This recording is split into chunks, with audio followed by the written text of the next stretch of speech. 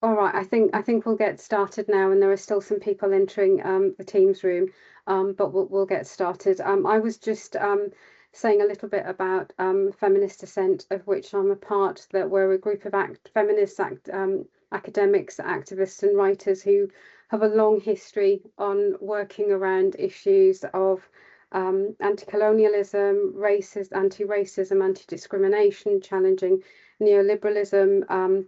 Internationally, but also in our own contexts. And it seems, I mean, I think this evening's discussion is really, really timely. Threats to our civil liberties, threats to freedom of expression, freedom of conscience, dissent, difference, just seem to be under a horrific attack across the world.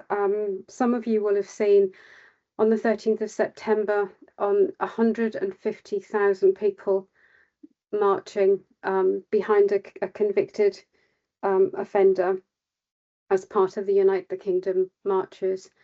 And you'll have heard, at Labour Party conference, Shabana Mahmood, the Home Secretary, talking about those who belong and those who don't belong, and the tests that we constantly have to meet in order to find our place in this world.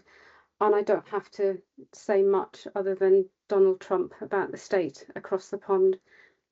It is indeed frightening times, but we must continue to fight, to raise our voices, to stand up for those who cannot speak, to create spaces like we are creating today, to say the things that we are not able to say and that others are not able to say, in order to ensure that the fight continues. To ensure that the freedoms that were set out in the Universal Declaration of Human Rights and all of the laws that have followed since, to protect the things that we hold dear, are not rolled back as so many attempt to do.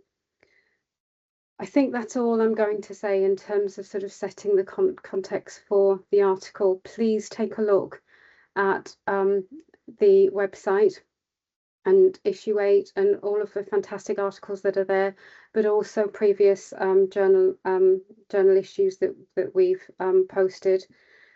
And if you're interested in submitting a blog or a journal article, please do get in touch, and we'd be really interested in speaking to you.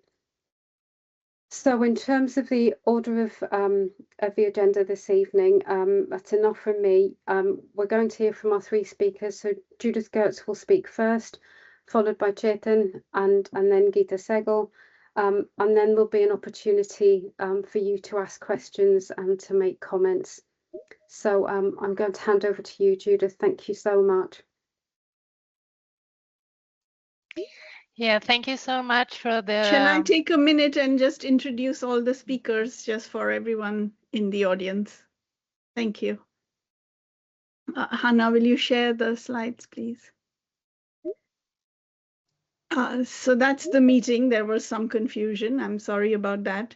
Welcome to all our webinar members who have joined online. This is for the release of the new journal issue, Human Rights in an Age of Populist Authoritarianism. The chair who has been speaking to us now and setting the scene, if you do the next slide, is Yasmin Rehman. She is a member of our editorial collective. Next slide, please.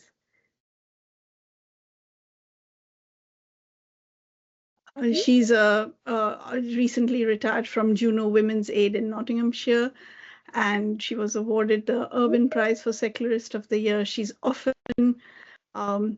involved in legal cases, providing expertise or her expertise on faith-based abuse, honor abuse, etc. Her book, Moving in the Shadows, Violence in the Lives of Minority Women, and she's also working on a second book, examining polygamous and temporary marriage and its links to violence and abuse of women and girls. But she, as she spoke, she's been involved in this field for a long time and is perfect for chairing the sessions, actually. Next slide, please. So the first speaker will be Judith Götz, who I interrupted. Sorry, Judith. She's a political scientist and gender researcher. She's currently at the University of Innsbruck. I'm sorry, the slide says Vienna. because she was there earlier, and that's how I knew her. She's a member of the FIPU research group, translates as Research Group on Ideologies and Politics of Inequality. Her research focuses on gender, right-wing extremism, and anti-feminism. She's recently co-edited the volume Global Perspectives on Anti-Feminism, and that's her chapter in the volume, as her essay in our new journal issue as well. That's just, the next speaker will be Chetan Bhatt. Next slide, please. He is Anthony Giddens Professor of Social Theory at the Department of Sociology at the LSE. He joined there in 2010, and his research focuses on the similar topics of social theory, human rights, far-right racism, nationalism. His new book, or recent book, was The Revolutionary Road to Me, and that's the topic in the journal, but he will speak broadly to the question of the far right, and that's his forthcoming volume as well, White Extinction, The Ideology and Politics of Western Far Right. And the last but not the least, the founding member of Southall Black Sisters, Women Against Fundamentalism, as well as Feminist Dissent. She is she works on issues of feminism, fundamentalism, and racism. She has made films. She's a voluminous writer and also a member of our collective. So Gita Saghal will be the last speaker. We'll take questions. Please put your questions on the Q&A box in your webinar screens, and we will be able to take questions after all the speakers have finished. So we'll go through without interruption though. So first, Judith Götz. Thank you so much, everyone, for coming, for making this possible. And thank you, Hannah, and the SOAS Library for hosting us and publicizing and making it all possible. Thank you. Judith, please. Yeah, thank you so much for the invitation and also for these important words, Yasmin and Amrita, for the very nice introduction. Today, I would like to talk about my paper, Anti-Feminism as a Human Right, on the reinterpretation of human rights discourse by conservative and far-right actors. And in my paper, I try to explore how conservative and far-right movements strategically reinterpret human rights language in order to advance exclusionary political agendas, particularly in the field of sexuality and gender. So traditionally, human rights have been understood as a universal framework designed to promote equality, dignity, and protection from discrimination. And feminist movements and LGBTQIA+ activists, I'm sorry, I forgot, Hannah, can you share my presentation? Sorry, let me.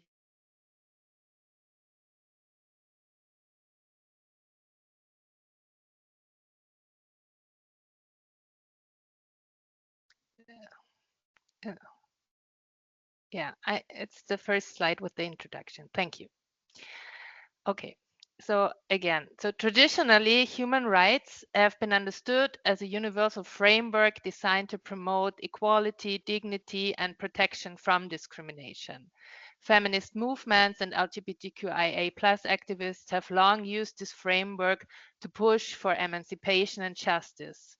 And yet, as I want to underline, far-right and conservative actors are increasingly trying not to simply attack human rights, but to appropriate them, to claim themselves, that they themselves would be the true defenders of rights.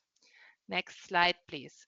So at first sight, human rights and far-right ideologies could not be further apart. Human rights aim at equality and pluralism, while the far right thrives for inequality, exclusion, and hierarchy, whether through racism, sexism, or hostility towards queer people. Historically, human rights instruments such as the Universal Declaration of Human Rights or the European Convention on Human Rights have been used to challenge right-wing extremism. They have provided a moral, a legal foundation against discrimination and authoritarianism. But this relationship is more complex than a simple opposition. Today, we can see three layers. Human rights as a bulwark against far-right hatred. Then second, human rights as a target of far-right delegitimization. And third, most importantly, human rights as a resource to be reinterpreted and co-opted by conservative and far-right actors. And this third dimension is the heart of my analysis. Rather than rejecting human rights altogether, conservative and far-right actors increasingly present themselves as their defenders.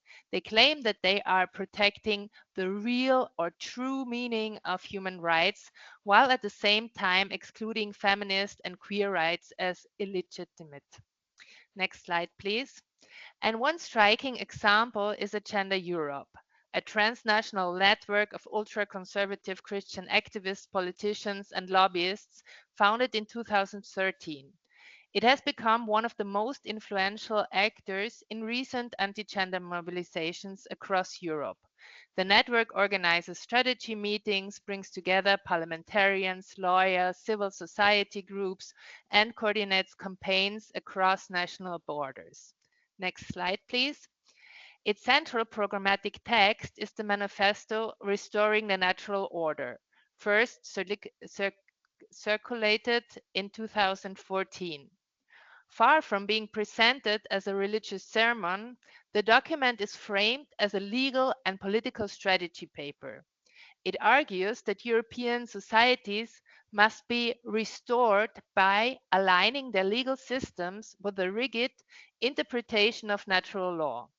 The authors even insist that, next slide please, I quote, general moral precepts okay. General moral precepts are not based on subjective values, but on objective truth. And this is why it is not only legitimate, but also necessary to impose them on those who do not accept them. For a society to live in peace and justice, it is necessary that its legal order must comply with natural law. Quote ends. So according to this view, natural law represents an eternal, objective moral order that human will cannot change. Any right that contradicts this order, such as the right to abortion or the recognition of same-sex marriage, is dismissed as a false right. And these striking statements encapsulate the authoritarian core of the project. Rights are not to be negotiated democratically, but imposed as absolute truth.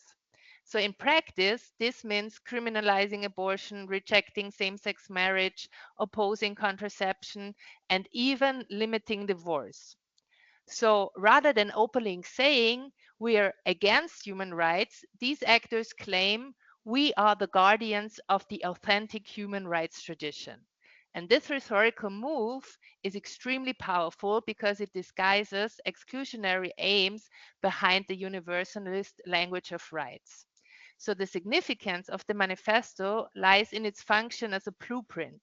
It provides arguments, language, and strategies that conservative and far-right actors across Europe have since drawn upon. And in this sense, restoring the natural order is not just a text, but a roadmap for rolling back feminist and LGBTQIA+ achievements under the guise of defending human rights. Next slide, please. And in my paper, I identified three key strategies in this process: delegitimization, reinterpretation, and co-optation. With respect to delegitimization, the authors claim that modern human rights, especially feminist and queer rights, would be driven by liberal elites, international organizations, and even a so-called cultural revolution. They argue that international institutions manipulate human rights to advance their own agendas. After direct references to rights such as abortion, euthanasia, and same-sex marriage were excluded from official documents, advocates shifted to reinterpretation of existing treaties through academic work or UN bodies. So key positions in the European Union and the Human Court of Human Rights and academia are said to be filled by activists who would discover new rights in the text that do not explicitly contain them. So the authors of Restoring the Natural Order cite alleged misinterpretation by UN bodies, including attempts to introduce a right to abortion via vague references to sexual and reproductive health and rights. And they also highlight strategic meetings, international control, and ideological influence, claiming that such individuals would have gradually infiltrated judicial systems since the 1960s to shape recruitment and policy. And ultimately, the authors even accused international organizations of politically reinterpreting human rights, undermining their true meaning, and call into question the credibility of bodies like the United Nations and the European Court of Human Rights. And ironically, the strategies they criticize are the very ones they themselves employ, namely reinterpreting human rights through the lens of natural law, stuffing institutions with like-minded individuals, and embedding their ultra-conservative values into laws and institutions. With respect to reinterpretation, the Restoring the Natural Order paper formulates a highly restricted conservative understanding of human rights rooted in traditional moral and social values. Human rights are acknowledged only insofar as they conform to this supposed natural law, which is presented as an objective and immutable order. Rights that contradict this natural order, such as abortion or LGBTQIA+ rights, are dismissed as illegitimate and framed as products of a destructive cultural revolution. A telling example is the question of divorce. The authors argue that international law does not oblige states to allow this divorce, and that a total ban could still align with human rights. By contrast, overly liberal divorce laws might even violate the right to marriage by making it a hollow shell, as they say. Similar reasoning is also applied to same-sex marriage, abortion, and reproductive rights. So in this framework, the so-called common good takes precedence over individual freedoms, but it is defined narrowly and exclusionarily.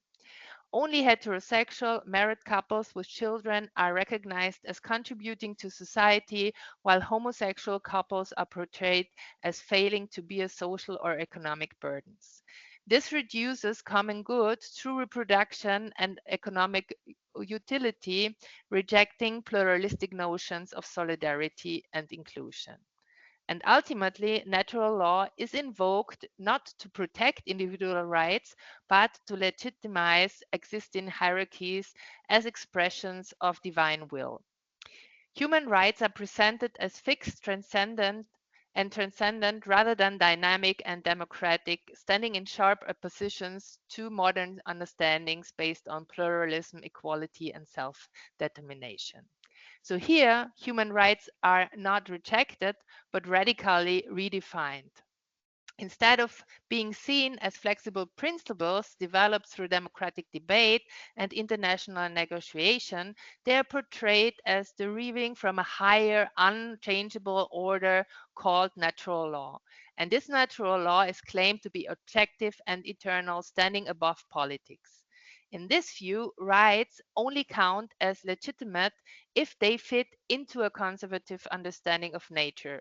For example, marriage is only natural if it is heterosexual and reproductive. All other rights, such as same-sex marriage or reproductive freedom, are dismissed as artificial distortions. So in short, reinterpretation narrows the scope of rights to what serves a pre-given moral order. I will now move on to the third strategy, namely co-optation. Perhaps the most subtle strategy. So conservative and far-right actors deliberately adopt the very language of progressive politics in order to redefine it from within.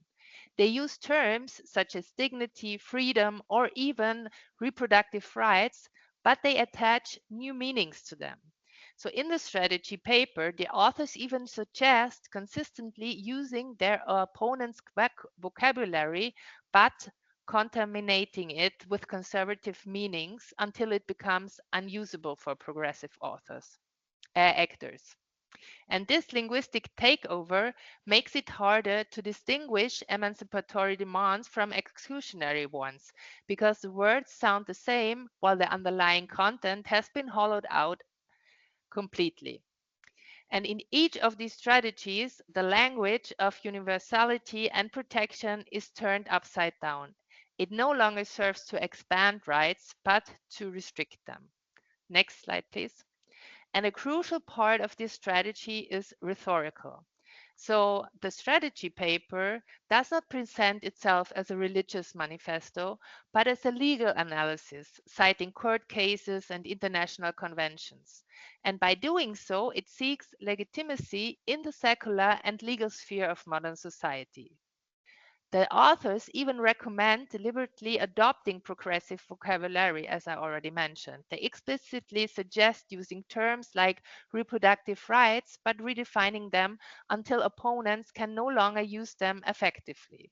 And this reveals a conscious plan to colonize the very language of human rights and reshape it from within. Next slide, please. And the consequences are profound.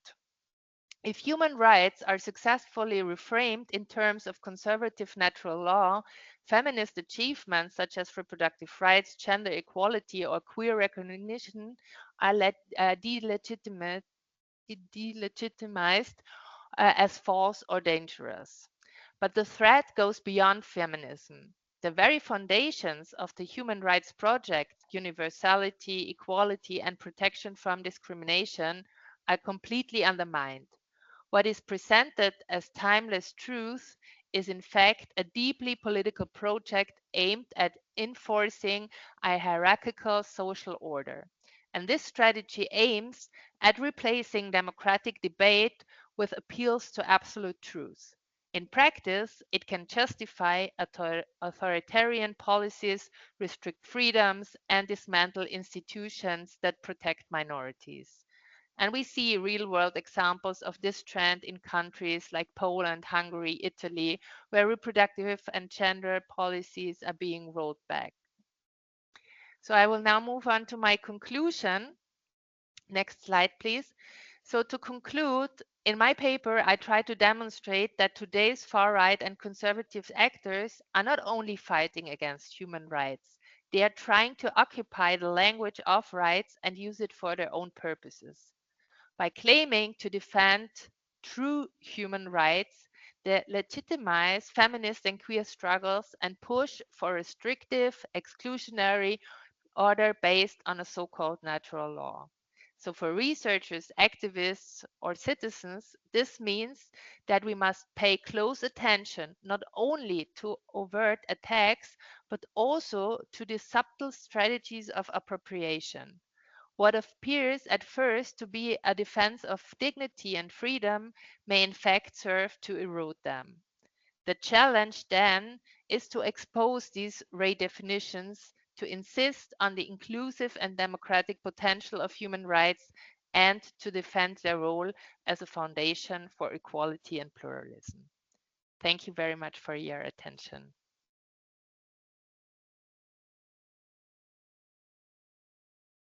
Thank you so much, Judith. There's so much in there, but I'm going to hold on till the end. We'll move on to you, Chetan. Thank you. Hello, everyone, and thanks very much to Feminist Dissent for organising this important event, and congratulations on the latest issue. Thanks also to Judith for a really great talk. Thank you for that. I'm going to be talking about the Western far right, and it's not going to be a happy talk. So if you're feeling depressed, you might end up feeling a little bit more depressed. But we're living through, and we're meeting during a time of really quite extraordinary political upheaval and we're living through a moment with many dangers. And across the West, and also well beyond it, far-right politics has moved to the center of political and institutional power. And it reflects what's often been, or what's sometimes been called the fourth wave of the far right, that doesn't moderate itself to fit the mainstream and try and appear respectable, but drags the mainstream towards itself. And in this way, the far right has transformed mainstream agendas, priorities, it's normalized ideas and policies that a decade ago would have been considered extremist, abhorrent. And these are ideas previously confined to tiny neo-Nazi groups and subcultures, ideas around mass deportations, race war, fantasies of civilizational collapse, so-called remigration, which is another word for what used to be called by neo-Nazis in the 70s and 80s, repatriation. And these are now routine themes in national politics. And so many writers have talked about democracy being in some kind of doom spiral. And conversely, human rights and anti-racism, which were once normative, accepted as part of a broader post-Second World War liberal consensus, are in disarray, and they reflect the wider decline of liberalism and the left globally. And my argument this evening is really quite a simple one. The Western far right is not a temporary aberration. It's not a temporary eruption of anger. It represents a fully transformative ambition. And this is the desire to change quite profoundly the economic, political, social, and cultural dimensions of European and North American societies, as well as others. And it's now an entrenched aspect of Western politics, and it's going to be with us for the foreseeable future. And its power is relatively independent of electoral cycles. So any approach, I think, to countering it, including its racism, its attacks on racial and sexual minorities, must be informed by this far-reaching ambition and its international forms and dimensions.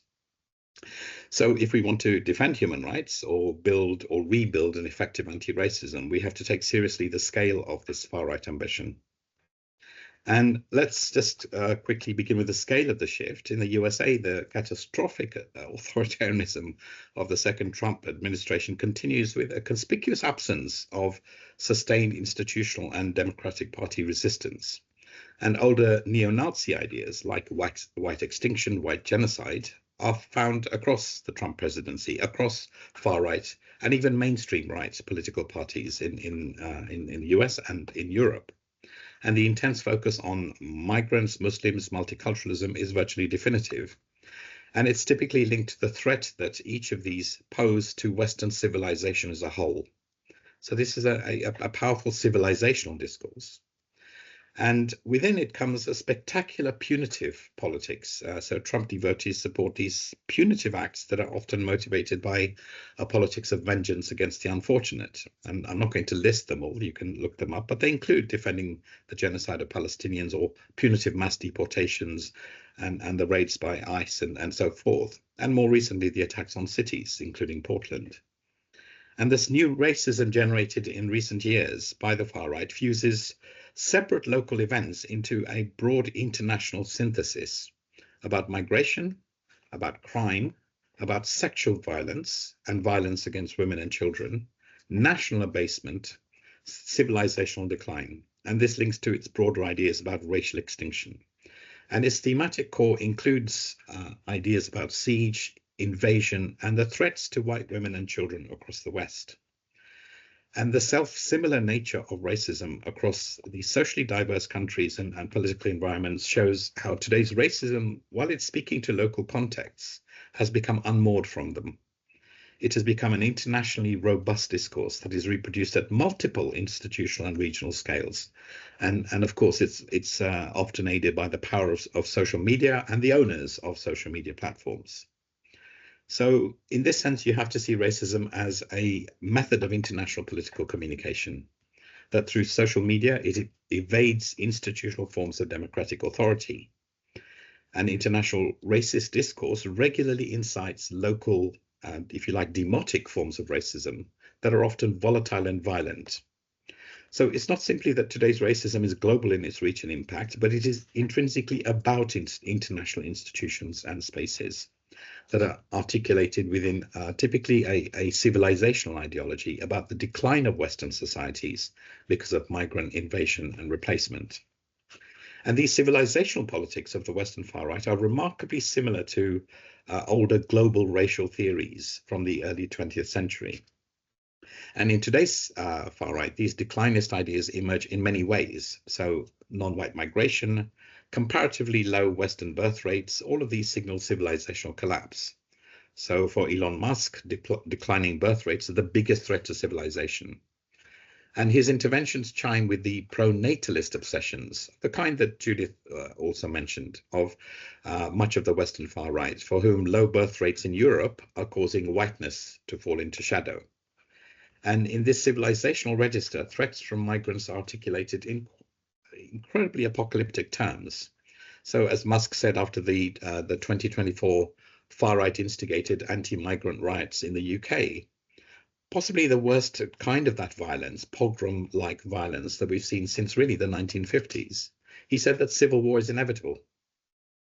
And the imagination of contemporary Europe amongst the far right is often hellish, and it's linked to the alleged degeneration of the major cities of Europe, all signifying civilizational chaos. And the suffering of whites that's articulated on far-right social media results simply from the mere visibility of migrants or Muslims on a beach, in the streets, in leisure parks, in the countryside, with London especially seen as terrifying and hellish. And the degradation of Europe is linked causally by the far right to multiculturalism. So perhaps each major aspect of what might have been valued in 1990s Britain as positive, diverse, convivial, multicultural society is now inverted into a damning indictment. So consequently, amongst substantial populations across Europe, anti-racists have comprehensively lost their arguments about the benefits of migration and multiculturalism. These don't seem to work anymore. And instead, the far right has generated a full world of unrecognizable streets, cities, or countries, feeling like strangers in our own country. We didn't ask for mass immigration. We were never consulted. Multiculturalism is state-sanctioned replacement. Hate speech is what you're not allowed to say while you're being replaced, and so on. And the power of these ideas is that they're grounded in everyday emotionally charged themes that are made deeply personally relevant and proximate and immediate. So the safety of women and children, the security of neighborhoods, the fear of crime, violence, and civil disorder. And this apocalyptic racial dystopia that's claimed to exist is expressed in a manner that makes it and large-scale civil conflict real or possible. And the vision of impending civil disorder and social collapse also echoes a theme that's very common in the far right, which is the theme of race war. Similarly, if Western societies are being invaded, if that's described as invasion, then all related political discourse has to become warlike. So the theme of militarism and so on. And, you know, in discussions and so forth, we've been thinking, what is the end game here? What is Elon Musk's interest in inciting maelstroms across civil societies in Europe, specifically the UK and Germany? Because it isn't in the interests of capitalist elites to have unstable and lawless societies. To accumulate capital, you need stability. You need a universally trusted system of laws to operate effectively. And there is an example from the past where this conundrum was solved, if you want to put it in those terms, through what's been called the dual state thesis. So on the one hand, you have economic stability in national socialism that guarantees trust and the smooth running of economic transactions. And on the other hand, you have chaos and ruthless violence everywhere else. So that's perhaps one model. But a different model or a different approach is to consider the transformations in elite capitalism, leading to global economic and political changes within an increasingly multipolar context.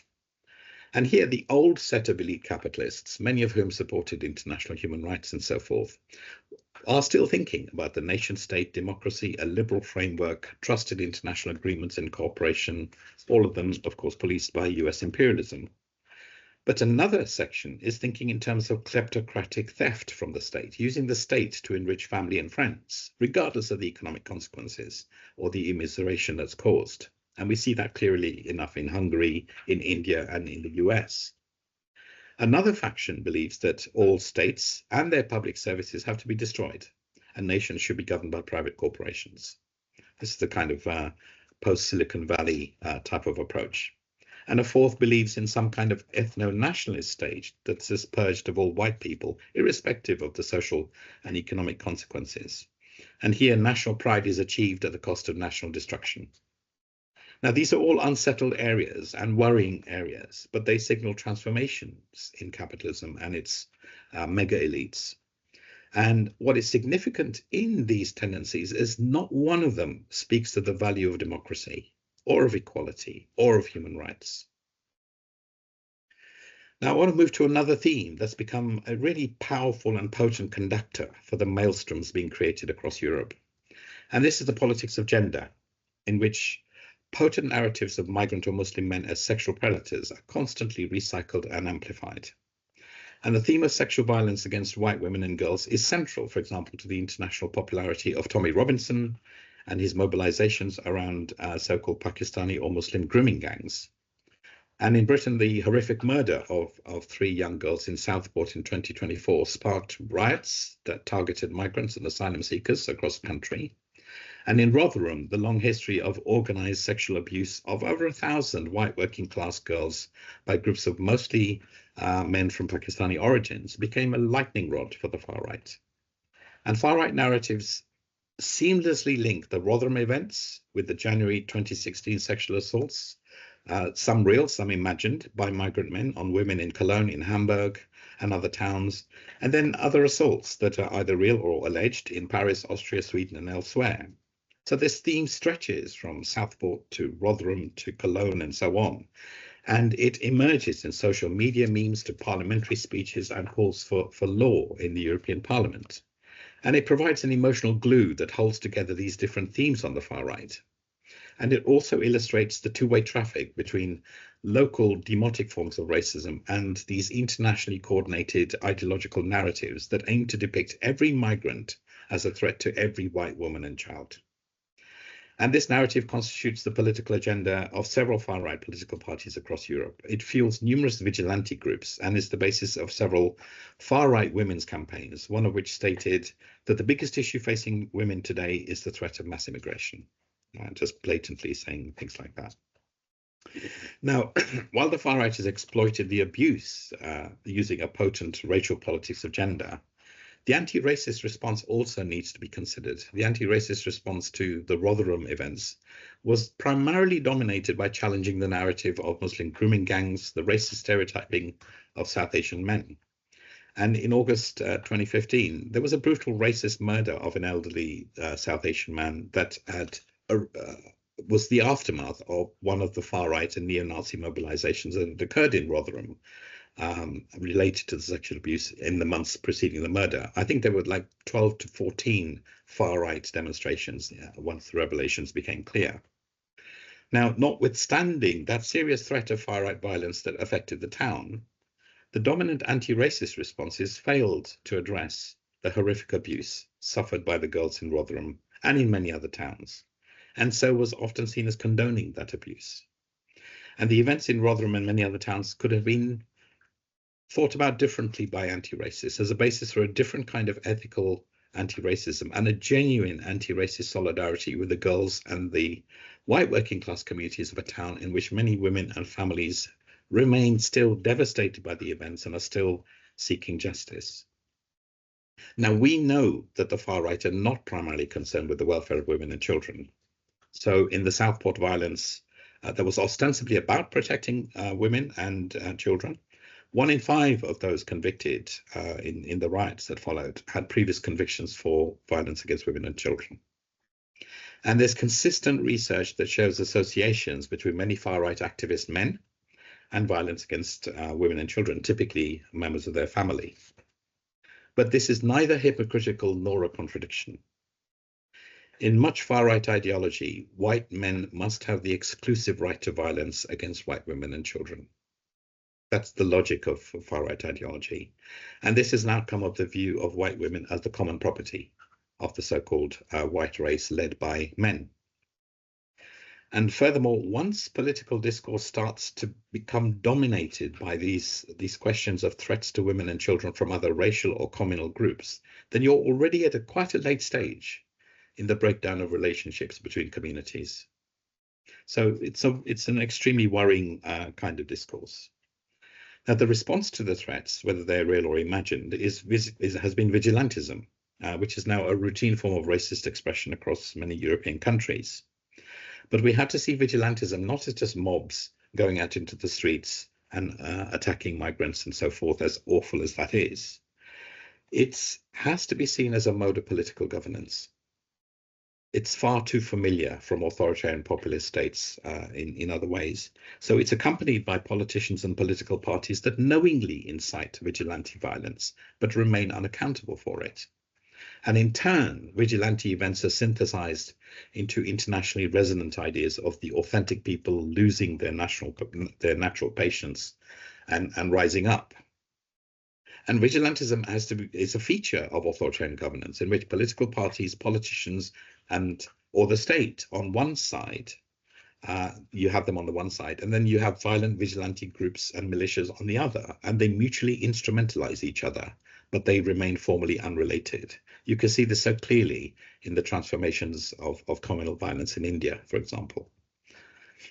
And many aspects of vigilantism as a mode of governance, including the vengeful vigilante state, have accompanied the rise of Donald Trump. So these are all worrying tendencies. We must also confront a new complication, which anti-racists, human rights activists didn't have to face in the 70s and 80s.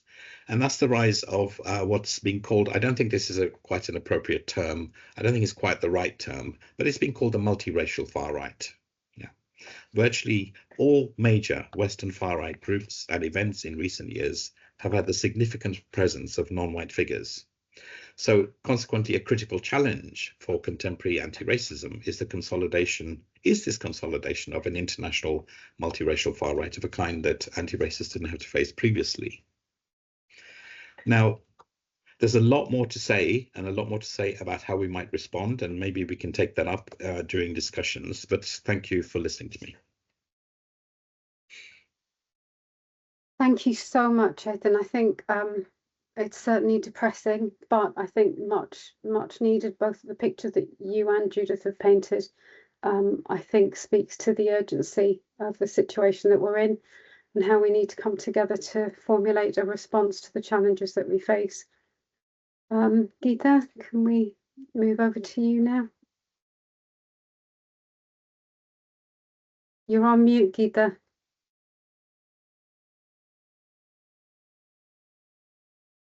You're still on mute. Hello, can you hear me now? Yes, yeah. Thank you. Thank you, Judith and Chetan, for your contributions, and thank you everybody for attending this meeting. Our journal is called Human Rights in Age of, this issue of the journal is called Human Rights in Age of Populist Authoritarianism. And it's quite a challenge to actually think of how one can oppose these things. How do we, whether as individuals or collectives, oppose what is going on now? And one reminder is that there is actually a campaign on that Yasmin mentioned, and she's actually written a wonderful blog about it, that today is Blasphemy Day. And the fight against blasphemy is one of the most foundational fights for human rights that has been fought all over the world. And we don't usually think of it like that. It's seen almost as a minority issue, or an issue of, Westerners trying to impose on deeply religious people of other nations and nationalities, the global South, some kind of dominant Western value, because, in this telling, the West has become godless. And of course, Judith has pointed out to us one very specific example, but there are others as well of how in this supposedly godless West, very powerful Christian organizations are try and networks across the world are designing strategies to both oppose human rights, but also to insert themselves into a human rights discourse. And I remember some of us first saw this as far back as the Cairo conference, when the Vatican and Iran and other right-wing groups got together, and states and semi-states got together to intervene in discussions around reproductive rights, contraception, abortion, and so on. And in fact, although there were very successful UN, this was a UN meeting, among a series of meetings in the 90s, where there were actually huge advances made for women's rights. But we began to see this very comprehensive mobilization, including of right-wing women, against the rights discourse as feminists understood it. Now, one of the things that's happened with rights discourse, and as Judith and Chetan have pointed out examples of how it's both smashed from the outside, but also infiltrated, as it were, from the inside, is that even among progressives, it's being abandoned as something that was imposed as a result of Western imperialism. And that's simply not the case.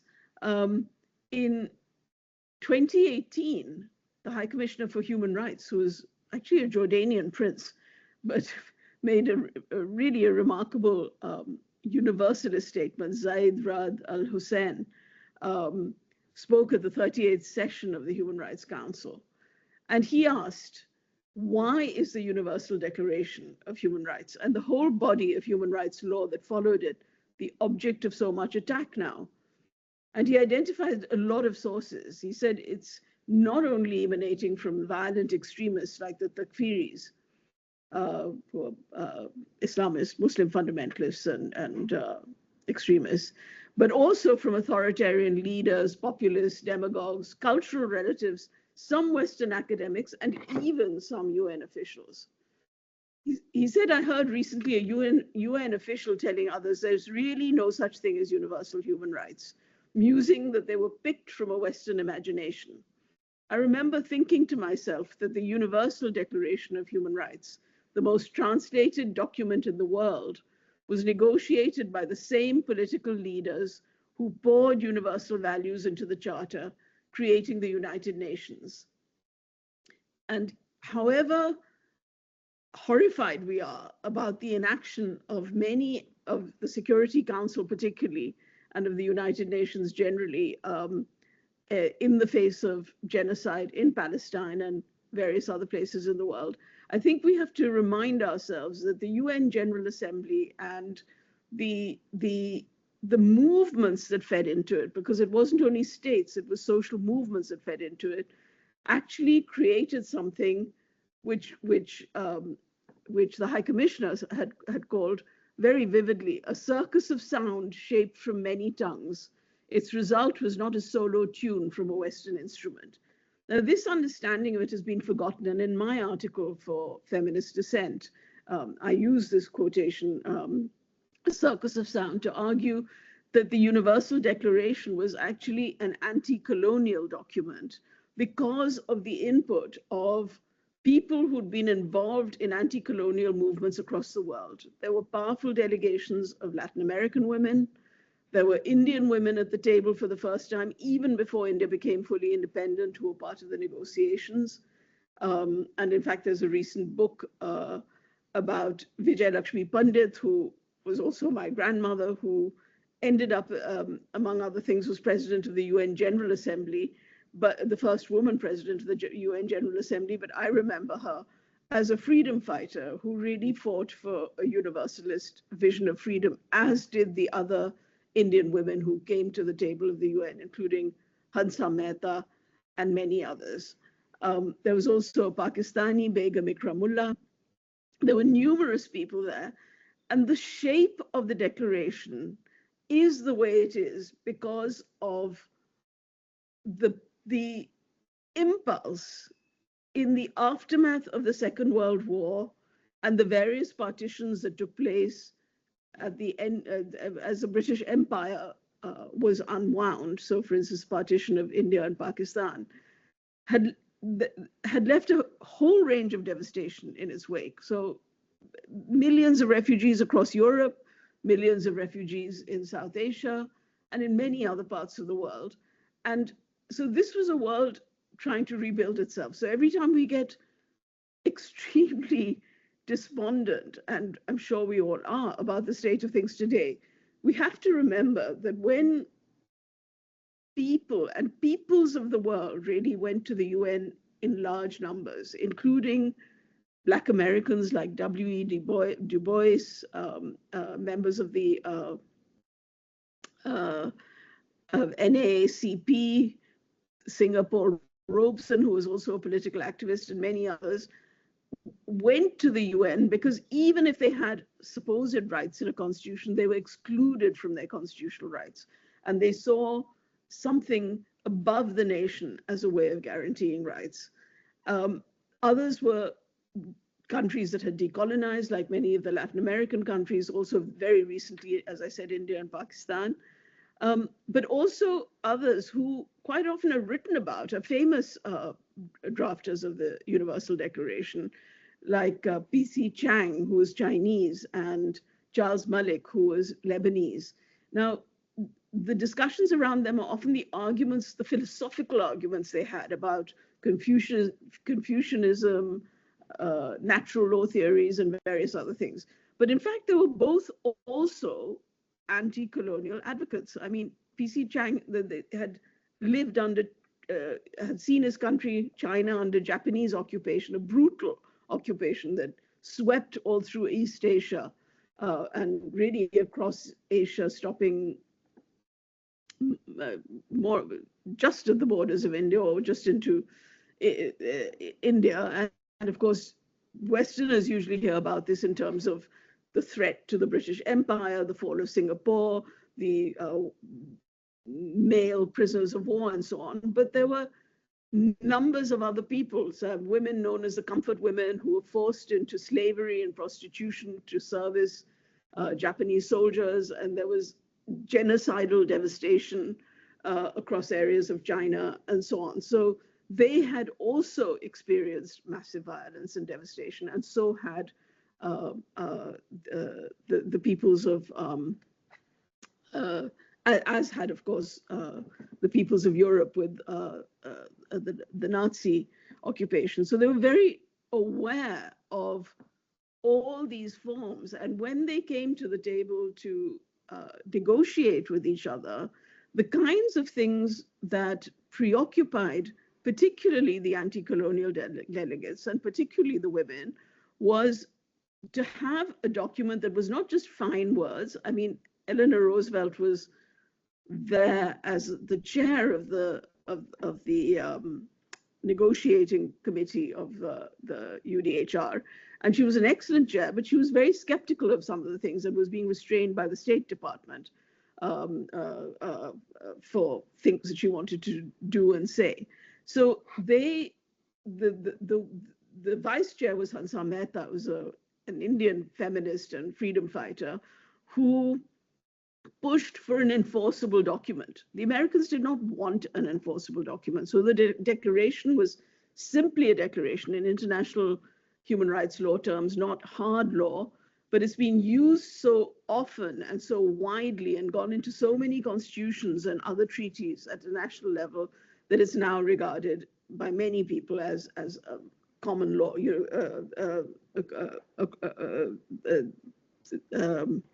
and that has the force of law. And of course, there were other treaties that were negotiated later that put the same ideas into them.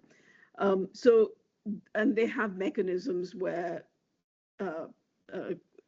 both individuals and countries can report to these committees and seek redress and so on.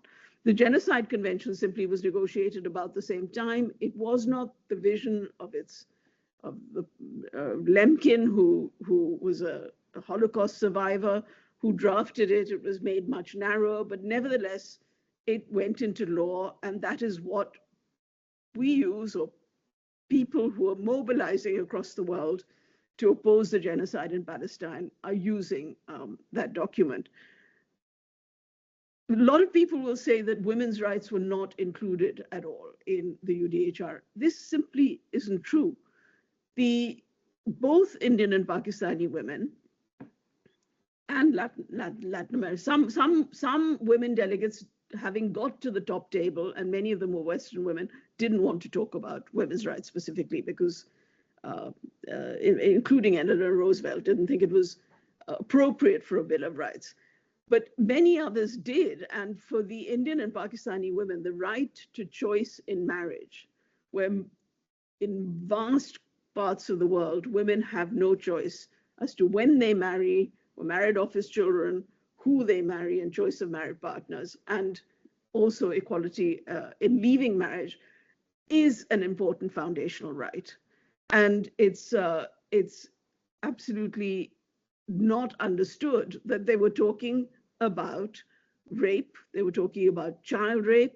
They may not have mentioned this in the documents, but they had all campaigned on these things, on trying to raise the age of consent, on trying to make marriage older, trying to make exit from marriage easier, and even though it doesn't mention it, but there have been many campaigns to end polygamy and basic injustices in marriage which prevent women from taking a full part in society. They'd also, of course, argued for both political and civil and economic and social rights because they knew that people couldn't be free without those things, and argued for the ending of slavery, national self-determination, and so on. So all these rights also impacted on the clause about women's rights and the right to choice in marriage, because not only were women not allowed, or women and often men, not allowed any choice in marriage, but they were also state laws, including in the US, that absolutely rejected interracial or interreligious, in other countries, maybe interreligious marriages, but in the US, interracial marriage. And in fact, the US Bar Association was horrified by the language of the Universal Declaration because it contradicted the Jim Crow laws that were in force in US states. So on the one hand, there was this extraordinarily radical article that had never before been in a Bill of Rights on marriage that was both challenging racial divides and fighting for women's sexual autonomy, even if they didn't use those words overtly.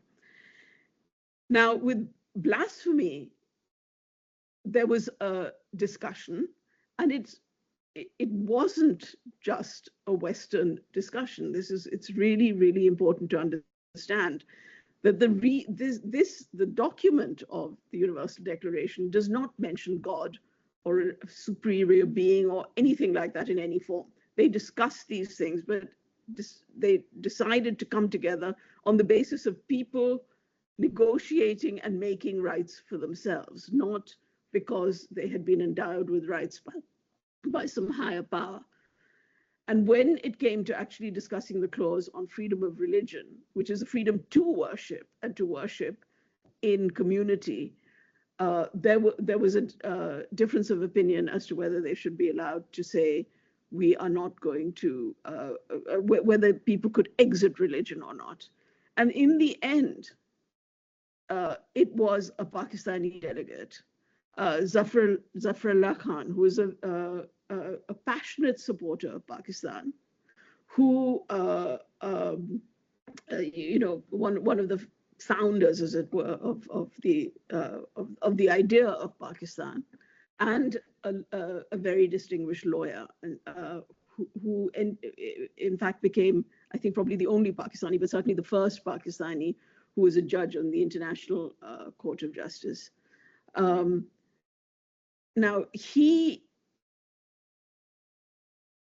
was appealed to about this argument about religion, And he quoted from the Quran. It's the only time the Quran was quoted from in the negotiations of the Universal Declaration, where he said, let him who believes believe, and let him who disbelieves disbelieve. Coming from a Muslim country and that had recently become independent, it was an enormously important statement. And the Muslim states in the negotiation, except for, of course, Saudi Arabia, most of them fell behind this statement and agreed to it. So our modern right to blaspheme and to apostasy, so freedom of expression protects a right to criticize religion, but the related right of the right to exit religion and not be charged with apostasy actually came from Pakistan. And yet, of course, as we know, in modern times and going back into the 80s and then into the 90s and to recent times, blasphemy laws have spread, apostasy laws have spread, zina laws which criminalize sex outside marriage. So rape is not the crime, it is having sex outside marriage that is the crime. And women have been jailed for it and sentenced to stoning for death for it in many countries across the world. So Afghanistan, Pakistan, Nigeria, and so on. But then even in the face of military authoritarian powers and a huge backlash, women in Pakistan mobilized against these laws, and they're still fighting on the blasphemy issue, which is spreading into what Afia Zia has written a brilliant article about it, which we'll spread on our social media. Talks about a moral economy of blasphemy, and it's actually a political economy. It's become a sort of business economy as well, of accusing people in cyberspace digitally of blasphemy and getting largely women locked up and threatened and put at enormous risk of sexual violence, even if they haven't been arrested, but also of the kind of vigilantism that Chetan was talking about, of approved vigilantism. It's happening in Pakistan, it's happening in India, which doesn't have blasphemy laws, but comedians are constantly shut down. People who just say something on their Facebook page, which isn't even particularly controversial, may suddenly find themselves locked up. As a young lecturer was just commenting on the Facebook page. A lot of things can be seen as blaspheming if they are against the polity. So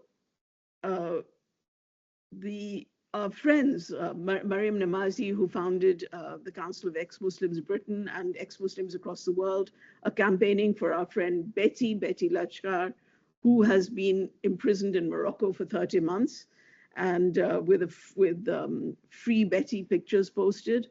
And Betty has fought for equality for women, but general social equality, and against religious violence and religious coercion and oppression for decades. And she is ill. She faces extreme danger. She's been imprisoned for wearing a T-shirt. You can read Yasmin's blog about it. So please post about that. And please campaign on blasphemy, because that is one of the things that we have to keep in mind as we engage in other struggles for social justice and for women's rights and general social equality, and of course, against genocide as well. Thank you. Thank you so much, Gita. Thank you again, Chetan and Judith. We're going to open up for questions now. Amrita, I can't see the questions box, so I'm going to be relying on you to help me out on this bit. Yeah, there are no questions in the questions box. Okay, all right, then I'm going to use Chair's prerogative then and pose a few questions that I've been thinking about as you've been speaking. I think one of the things that Chetan, you spoke about was the kind of multiracial nature of the far right. But one of the things that I'm really exercised over at the moment and can't quite sort of find, you know, where I think things are going, is the presence of women within these far right movements and leading some of the really vociferous the really vociferous racist language around some of it, and some of it is also connected to the trans debate that we've seen as well. So some of the trans, you know, the women who are campaigning on single sex, who have also been very heavily involved in some of these far right movements. And I just wondered if it was something that you've been thinking about, or whether you, no doubt you have. But what are your thoughts on that?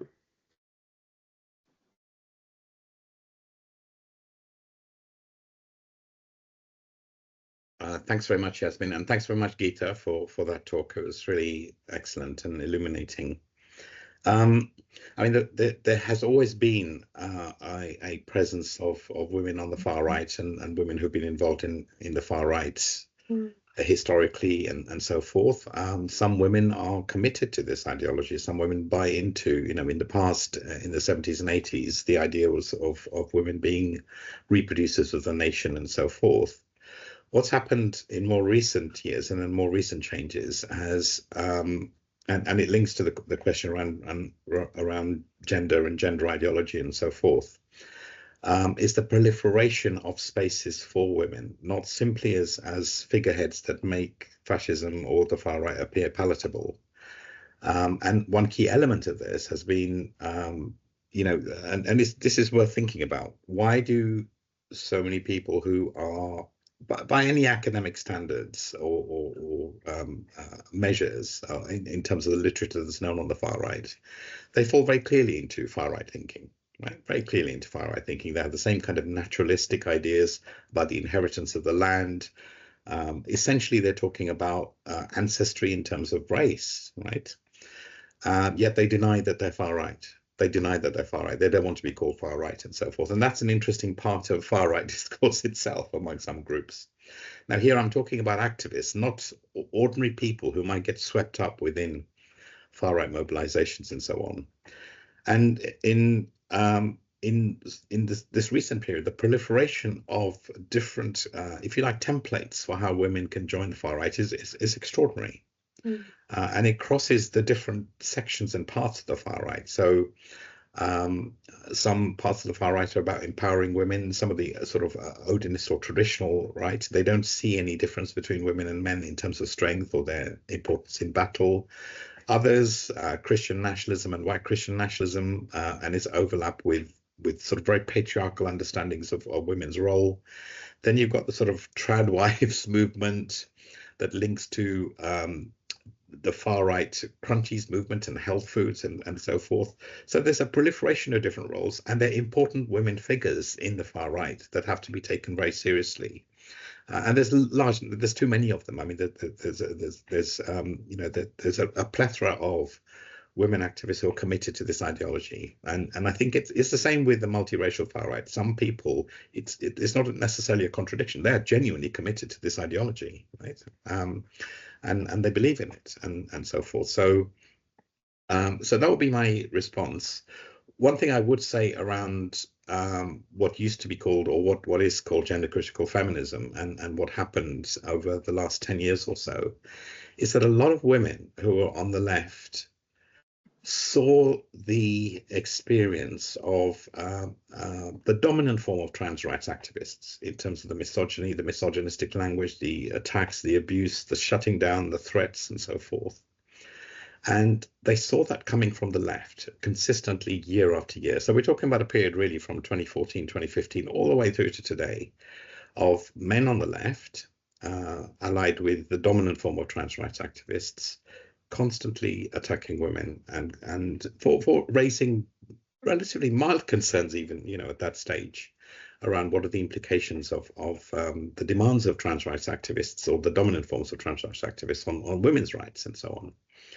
And some of them started shifting to the right. I mean, what would you? I mean, I would ask people to think about this. If you're constantly being attacked from the left, and you're not particularly political, but you broadly left or liberal and so forth, and you don't find this space. And then on the other hand, you've got the far right welcoming you and coming out with really, abusive stuff against trans people and trans women in particular, but also making the same kinds of statements and so forth, really lifting some of the sort of arguments that have been made in a much more clear way, evidence-based way by women on the left.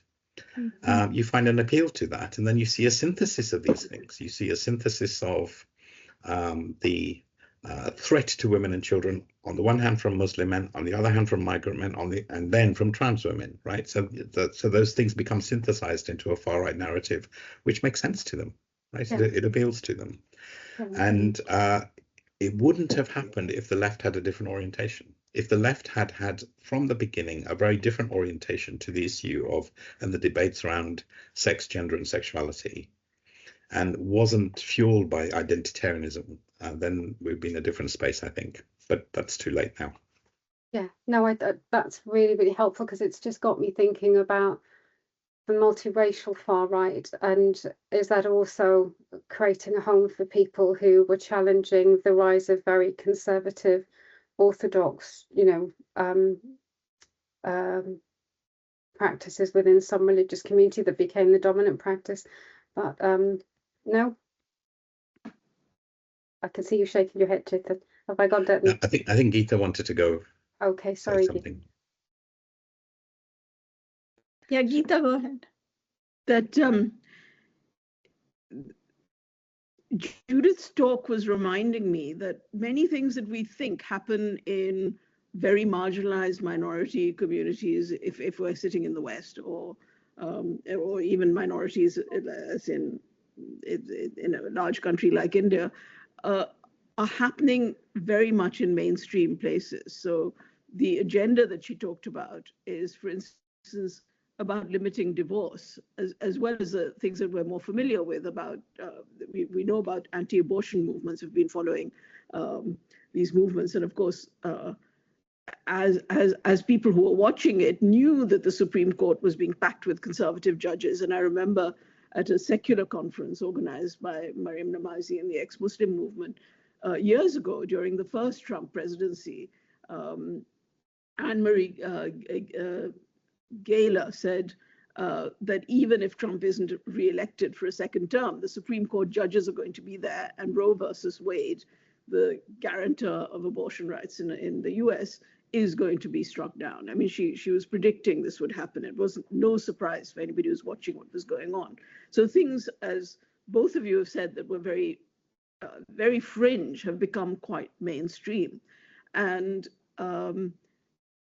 with divorce and even voting rights coming into play in some places, I mean, the American states talking about whether women should be allowed to vote or not, we see happening the things that have already happened in, so for instance, among British Muslims here.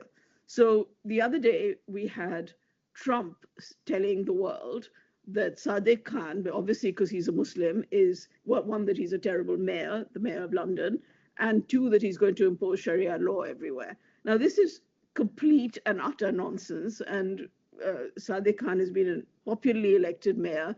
He's led London in a very inclusive manner in very hard times through terror attacks, through COVID, and so on. And he isn't imposing Sharia law.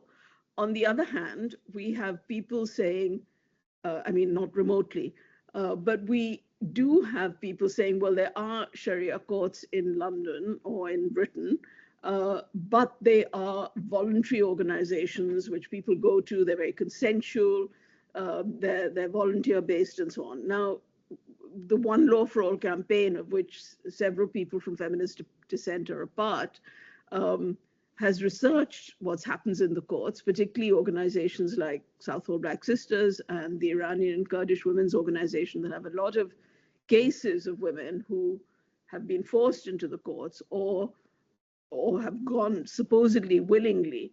But how do you go willingly? Because to cut a long story short, what didn't happen in the 80s and 90s when women who had had civil marriages, and they could have had a registered marriage in Pakistan or somewhere else in some other part of the world, a Muslim marriage, but registered and be accepted as a spouse under immigration law in Britain, they were able to access civil divorces. Women who didn't have any kind of marriage papers, either from a foreign country that was accepted as legitimate or had no marriage papers in Britain, couldn't get divorced if they wanted to leave their husbands. They had to wait for the husband to throw them out, to have a unilateral divorce. And they would go to clerics to plead for, to be divorced. And this has become a wonderful business for Sharia courts. But what's happened now is that even if you have a civil divorce, women are being made to feel they must have a religious divorce as well. And this is being looked at as a consensual thing where Muslim women are exercising their agency by going to divorce. We're not allowed to call them courts. We call them courts with inverted commas because they are people who talk about themselves as judges and talk about the things that they do as a court and a court of law and using Sharia law. So even if they have no legal force, they have very strong customary force. And now they've learned to, it's a bit similar to what Judith was describing. They talk in legal terms and they use legal language to justify their existence, saying that, and they use acceptable terms, saying that they know they're not a court of law, they're an alternative dispute resolution, which is a very popular thing that's being promoted by a lot of international agencies as states withdraw from public functions, including the law itself. And they say our decisions are consensually arrived at, but actually we know from numerous examples that they're extremely humiliating, very coercive, very dangerous to women. And women are going before them because they cannot remarry if they haven't had a religious divorce. This was not the case 20 years ago. It was. Gita, can I just stop you there? We've got a couple of questions now come through from the audience, so I just want to go to them, even though I could listen to you all night. So a question from Anushka Singh. She says that whenever I read the interviews about partition and relocation anywhere in the world, something that strikes me is that there is a very huge difference between the speech of men, the speech of women. Is it because men face war, but still women suffer despite this? I don't know who wants to take that one. Any comments from anyone? Talking about partition, I think we know that women are, even if men are supposedly the fighters, we know that women, in for instance, civil conflicts, as we have in Gaza now, I mean, a conflict which is a war against a civilian population, it's the women are going to face multiple issues, including death, including being murdered,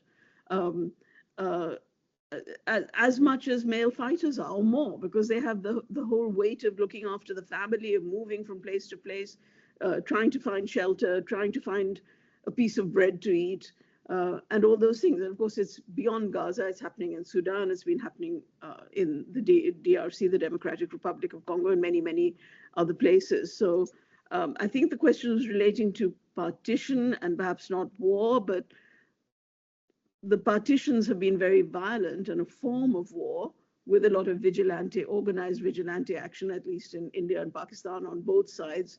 There was massive vigilante action, which caused mass killings on both sides, as well as mass displacements. So yes, I think they are experienced and memorialized differently as well, because among Sikhs, for instance, many Sikh families killed women within their own family rather than let them fall into the hands of the enemy. And it's those women who are memorialized as martyrs whereas the women who were raped and dishonored, as it was seen in the family, are not the ones who are talked about or memorialized as victims of war. Thanks, Gita. And then there's a question from Afyazia. Can anyone speak a little more on what it is about populism that seduces electorates to abandon human rights discourse? What's in it for them?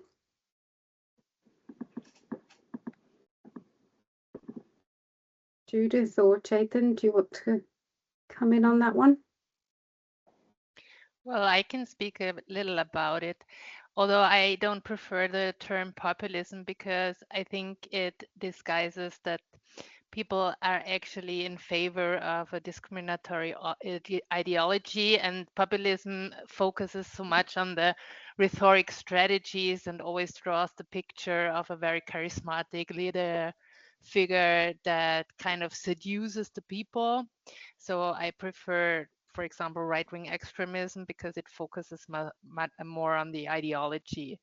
But I think these ideologies offer simplicity and clarity in a very complex world. So these leaders offer straightforward, emotionally charged answers to very complex problems. They also offer a promise of belonging, which means that being part of something in the world that's very egoistic, very individualized.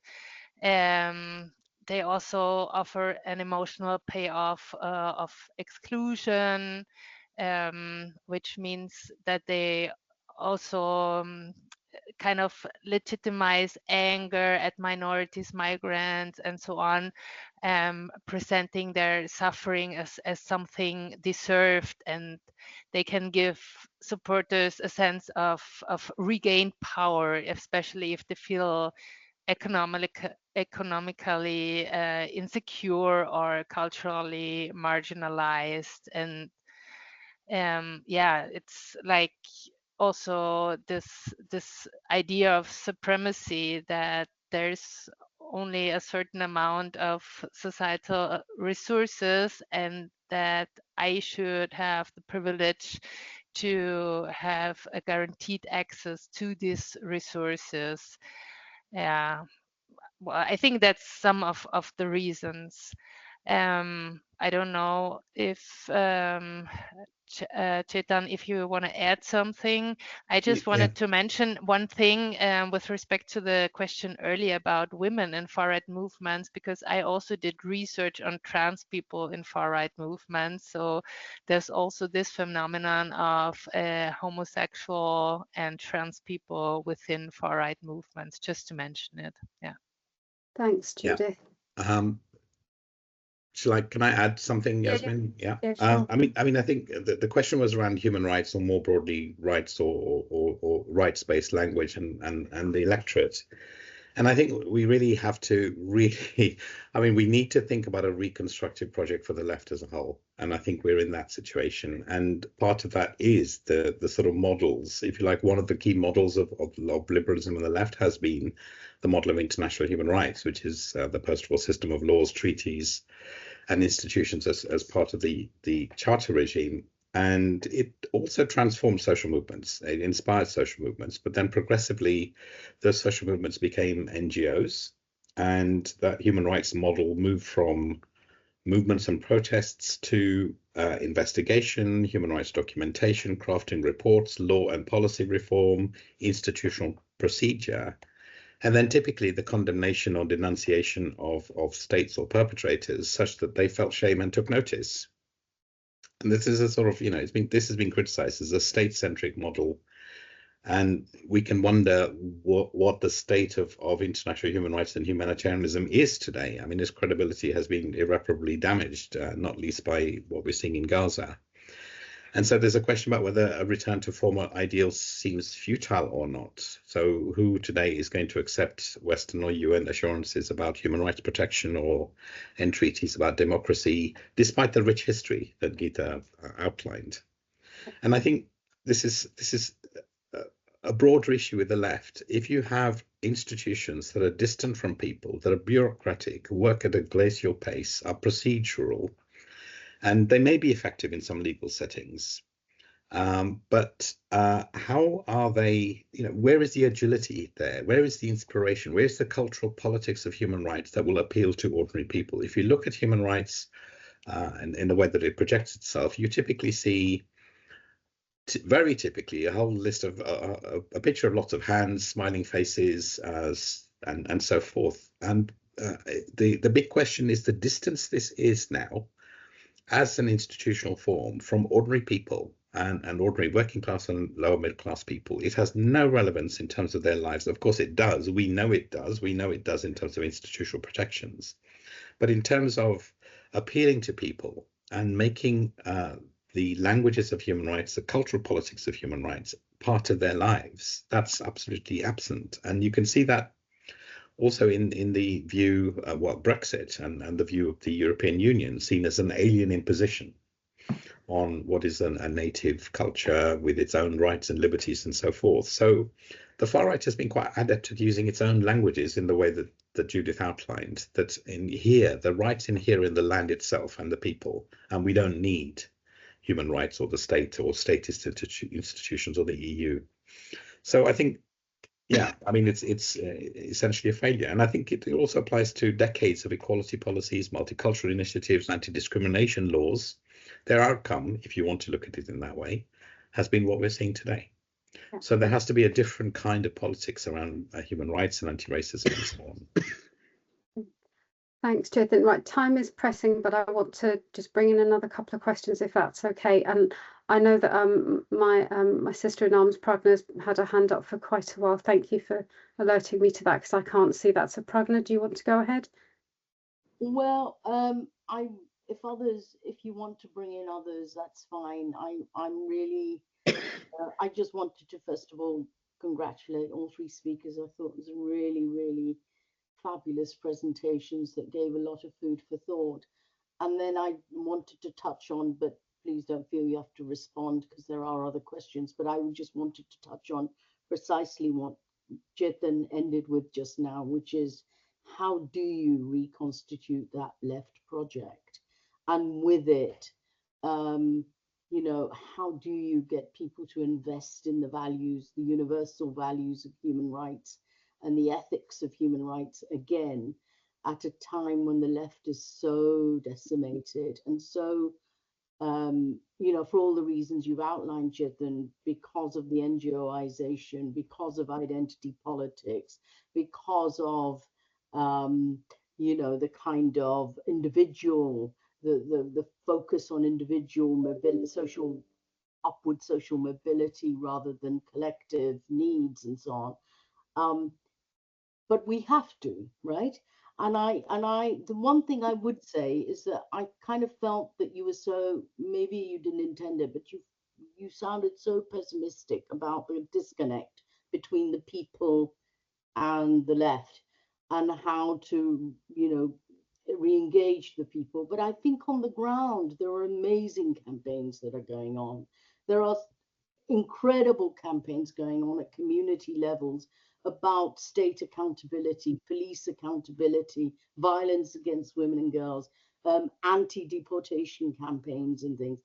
I don't for a minute think that we can it's easy to upscale that into some kind of platform of solidarity. But I think that surely must give us some kind of pointer in terms of hope and how to build and mobilize what is going on the ground, which isn't just all let's just accept what's happening and isn't complete acquiescence and collapse of everything. People do know the difference between injustice and justice, do know the difference between right and wrong, and do actually understand what it means to ask the state to be accountable, because it has impacted on their lives in very unjust and unfair ways. Anyway, thank you, Pragna. Chetan, did you want to respond? Yeah, I want to also give space to Judith and Gita to talk, but I think just to come back on the point that Pragna made and the reconstructive project of the left, I don't disagree with you about those campaigns, but we have been doing these campaigns for how many decades now? The left has had huge number of movements that have been global in terms of their reach. They've been sort of magnificent. I mean, they've been heroic movements in all kinds of ways, from the Arab Spring, Occupy, Black Lives Matter, all the way through to today. And what has been the outcome of 20 decades of mass mobilization? This is what we're in.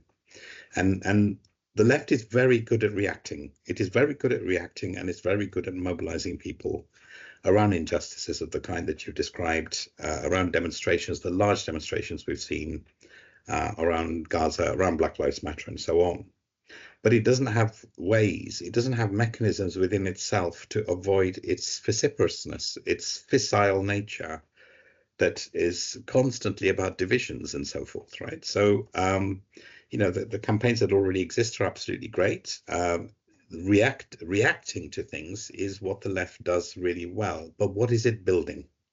What are the new institutions that the left is building that it needs desperately? Because the models of party organization, social movement organization, NGOs have not been as effective as we might have wanted them to be. And I think the key issues here, the key issues are power and control, personalities and so forth, but also sectarianism, deep-rooted forms of sectarianism, competition between NGOs, identity politics. I think also the approach of just ceaseless critique that doesn't work towards building institutions. So, you know, if you want to queer and decolonize and abolish everything, fine, go ahead. But what are you building? What are you building for the left? What in the face of what we are seeing? And so, you know, it's also about, you know, authoritarian populists need 32 to sometimes 40% of the electorate to win, and they have been very successful at that. How are you going to reach people whose lives are devastated, who have been neglected, and they're across the country in terms of economic deprivation and so forth, and they're going to be used as opportunistically by the right? Because when you go to those communities, you don't see the left there. Yeah. And we have to win over those people. We have to persuade them about the values that are important for the left around equality and so forth. Not simply rights that they might want because they want to use the rights against other people, but for everyone. And this requires the left really seriously be thinking about its institutions and institutional building, rather than simply reactive and oppositional politics, as necessary as that is. Thanks, Chetan. And thank you, Judith, because I can see you've responded to a question in the chat. I'm going to go to Sarah Olga Gray, who's also had a hand up for quite a while. Apologies, Sarah. No problem. I'll just join you on screen because I think it's nice to do that, and no one's yet done it. So big thank you for putting together this, and also for thinking, I mean, how each of your papers, I think, weaves into each other is really helpful from a discourse point of view, and to all of us listening and trying to digest what are some serious, you know, kind of reality hitting us in the face ideas all at once. So I'm just very grateful to you all for helping us to do that. As you all were speaking, I was thinking about how, in effect, law is a reflection of those who use it.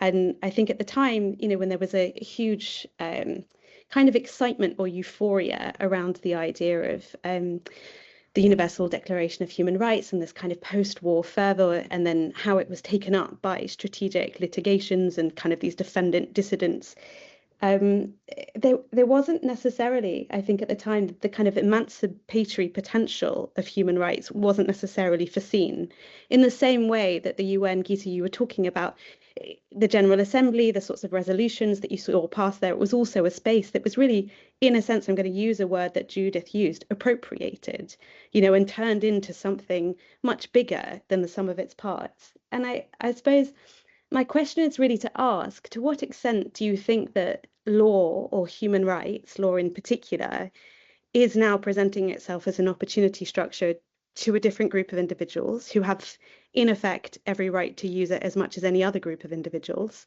You know, are we seeing a different kind of democratizing of law, a different type of lawfare? Off the back of that question, I suppose I wanted to ask, you know, how where do you really see it being used strategically? Is this a new type of right-wing strategic litigation that we're seeing kind of globally using human rights? How far do you think it can go? And to come back to this question that I think, we're all asking in terms of the response, I suppose, how has it got this far? Where are the defendant dissidents of the 1990s? Where is that further gone to kind of use human rights in their own way and push it into new areas? Is there a lull? Why is it so quiet? Is there going to be a new battleground? Or because it felt as though from what you were describing, this was just kind of very proactive right-wing activists taking the opportunity and running with it. So I suppose, we did see a huge amount of creative use of law throughout the 1990s and the early 2000s as well. So where is that side gone, and will it come back, I suppose? Thank you. Thank you, Sarah. Who would like to respond to that? Gita?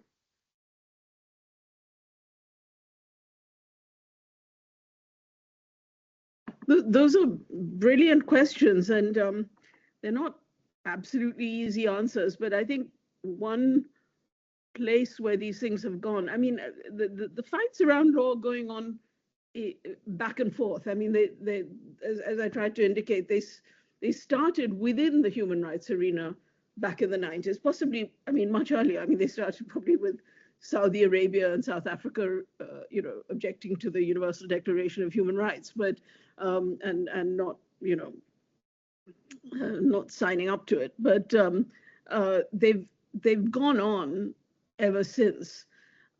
So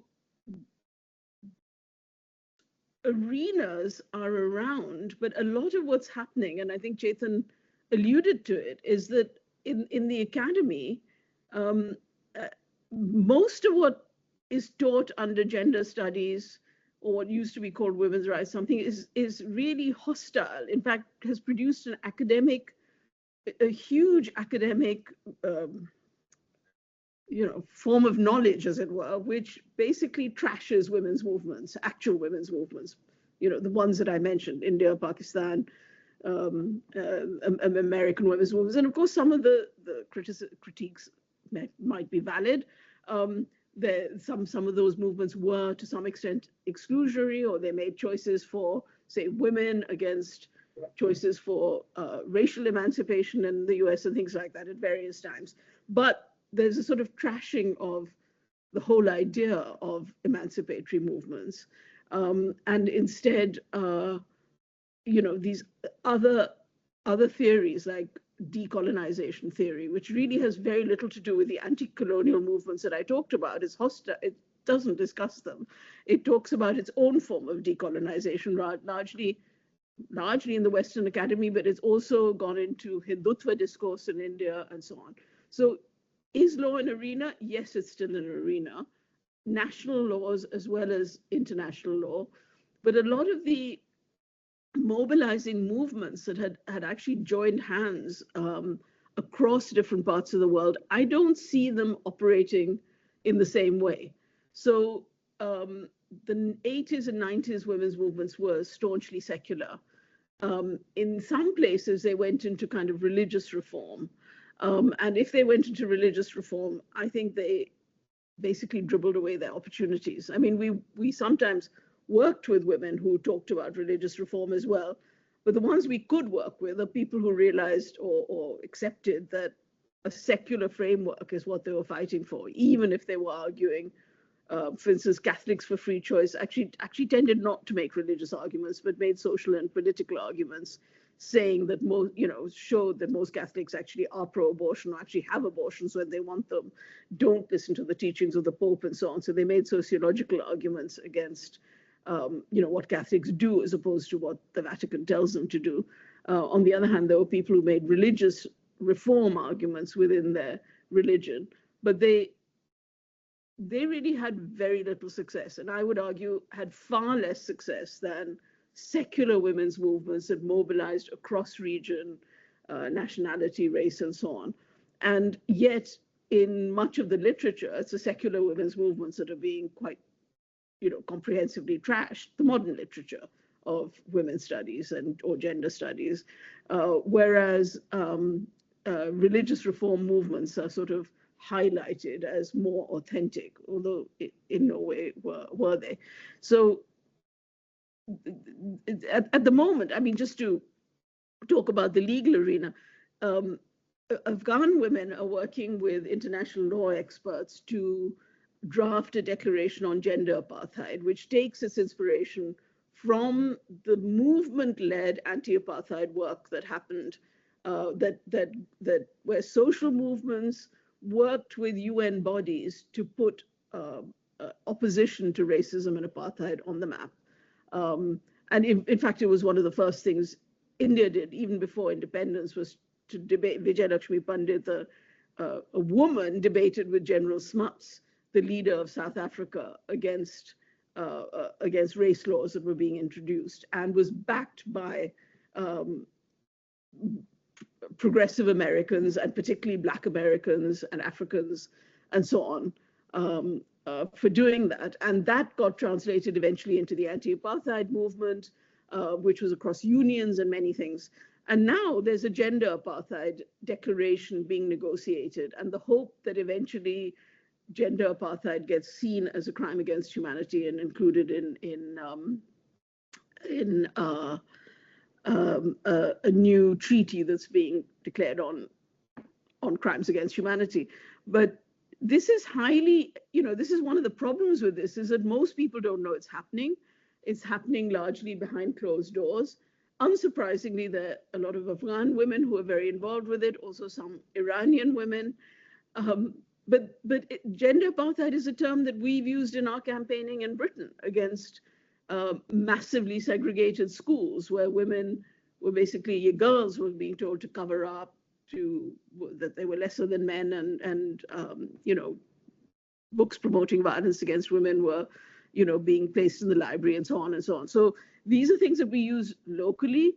They're happening internationally, but we need to make sure that they aren't just closed door conversations. I mean, yes, those conversations have to happen to maybe get some kind of draft ready. But what was remarkable about the Universal Declaration processes was how open they were, and how many people, ordinary people, actually wrote in to say what their views were, and who engaged with the issues, engaged with issues of religion, for instance, and human rights, and equalities of various kinds. And they did it in constitutional processes as well. When the Indian Constitution was established, people began to, they both wrote in to say what they felt about it, and then immediately took it on themselves to use their constitutional rights. So this is a story that's not told. So one of the things that's happened, as I think we all agree, that there are many things are going on either behind closed doors, or they're seen as somebody else's project. They're not seen as relevant. And yet, over time, we found that people did see the relevance of these things. And certainly, the people who were worst affected, women in Evin prison. We have an article by a refugee, Siavesh, in the Feminist Dissent issue. And among the things he talks about were the bombings by Israel on Iran, and how the prisons were bombed, and how women in the prisons say they feel the pain of their country people. They are fighting against an authoritarian rule, and they've been fighting it in the women life freedom movement now for many years. And yet they understand that bombing Iran, and certainly bombing people in prison, it doesn't help anybody. So that idea that it's not to do what the left does, which is to wipe out Iran's atrocities and embrace the leadership of Iran because they see them as standing up to Israel. That is a horrific thing to do. We have to remember that the Iranian people have to fight on all those fronts at the same time. And we have to do it as well, fight on all those fronts simultaneously, but also try and make these things, take them out of the boardrooms and the closed door discussions, and make them a mobilizing sentiment, because the people who have been stripped of all their rights, such as Afghan women, are still mobilizing. They're still on the street. They're still mobilizing inside their homes. They're still demanding rights. That's what they demand, human rights. So it's there for the people who most need them, know that they need these systems to work, and they're calling for them. Thank you, Gita. We've overrun by 20 minutes and I've done an appalling job of chairing this discussion, but I felt it was really, really important to allow all of the speakers to have some time to respond to some of the questions. So if it's okay with everyone, I'm going to just make a couple of points. I know there are other questions in the chat. There was one that I really did want to ask about the grooming gangs, but maybe that's something that we as Feminist Dissent can arrange another discussion on, because it's something that I think is incredibly important, and selfishly it's an area of work that I've been involved in, so we'll take that one away. Gosh, how do you sum up this discussion? I think there were a couple of points that were made that I think, you know, the urgency of the situation that we're in, which all of the speakers have mentioned, and the threats that we're all facing on all fronts, not just within our own context, but internationally, and the nature of these transnational movements, having worked on Islamist movements with others at Feminist Dissent and at WAF, you know, we've been talking about the nature of these transnational movements. So this is not just Tommy Robinson acting in the UK, but his links to Elon Musk, his links to Trump, his links to Steve Bannon and others must be noted. It is depressing, but I think Gita leaves us with some encouragement and some drive. If Afghan women can still be mobilizing, we must mobilize. But as we mobilize, Chetan's point about what is it we are going to build, what will the institutions look like? You know, protesting has its place, but we have to really think about what we want to build and what kind of societies and what kind of world we want, whilst always paying attention to the activities on the far right and what is their end game. That's really going to stay with me, Chetan. Thank you. And to Judith, the human rights frameworks, you know, there are movements in each of the countries that want to take away those laws that we and our predecessors have fought so hard for, and we must not let that happen. So thank you for your input, and thank you as always, Gita, for reminding us of the journey that we've been on, but encouraging us in your own way to follow the mantle of our sister, to follow the footsteps of our sisters in Afghanistan and Iran and elsewhere. Thank you to all of you for joining us this evening. Apologies for overrunning, but this was a really important discussion. So thank you and good evening, and stay safe.